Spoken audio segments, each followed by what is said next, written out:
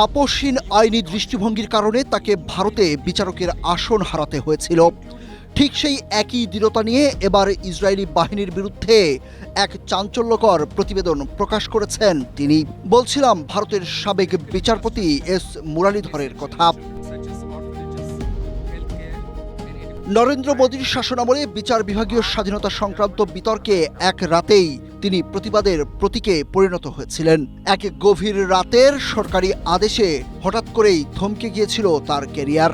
সেই ঘটনার 6 বছর পর বিচারপতি এস মুরালীধর ভারত ছাড়িয়ে এবার বিশ্বমঞ্চে ফিরে এসেছেন। কাজ করছেন জাতিসংঘের স্বাধীন আন্তর্জাতিক তদন্ত কমিশনের প্রধান হিসাবে।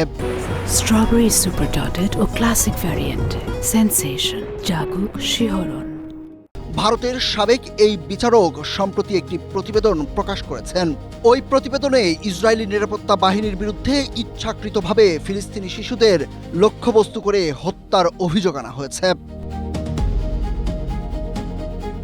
তদন্ত কমিশনের প্রতিবেদন অনুযায়ী গেল 2 বছরে অন্তত 20,179 জন ফিলিস্তিনি শিশু নিহত হয়েছে, যা মোট ফিলিস্তিনি প্রাণহানির প্রায় 30%।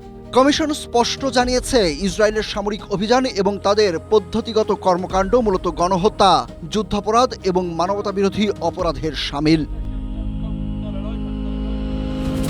প্রতিবেদনে ইসরায়েলি বাহিনীর আচরণের একটি ভয়ঙ্কর রূপ তুলে ধরা হয়েছে। এর মধ্যে রয়েছে শিশুদের ওপর স্নাইপার ও ড্রোন দিয়ে নিখুঁত হামলা এবং অবরোধের মাধ্যমে ওই অঞ্চলে ব্যাপক খাদ্য সংকট সৃষ্টি করা। মুরালীধরের প্যানেল উল্লেখ করেছে, গুরুত্বপূর্ণ বেসামরিক অবকাঠামো, বিশেষ করে নবজাতক ও মাতৃসেবা কেন্দ্রগুলোর ওপর পদ্ধতিগতভাবে হামলা চালানো হয়েছে। এর উদ্দেশ্য হল ফিলিস্তিনিদের ভবিষ্যৎ প্রজন্মকে সরাসরি ধ্বংস করা। এছাড়া পশ্চিম তীরে শিশুদের ওপর যৌন সহিংসতা এবং বেআইনি আটকের ঘটনাও নথিবদ্ধ করা হয়েছে ওই প্রতিবেদনে।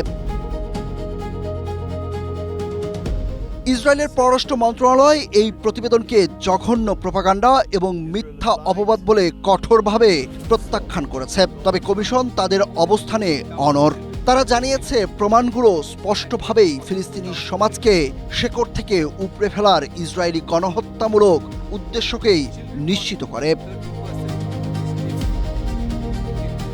ভারতীয় আইনি ব্যবস্থার ঘনিষ্ঠ পর্যবেক্ষকদের কাছে একটি বিশ্ব পরাশক্তির সামনে মুরালীধরের এই আপোষহীন অবস্থান মোটেও নতুন কিছু নয়। 2020 সালের ফেব্রুয়ারিতে উত্তর পূর্ব দিল্লিতে যখন ভয়াবহ সাম্প্রদায়িক দাঙ্গা চলছিল, তখন দিল্লি হাইকোর্টের তৎকালীন জ্যেষ্ঠ বিচারপতি মুরালীধর তার বাসভবনে গভীর রাতে এক অস্বাভাবিক শুনানির আয়োজন করেছিলেন।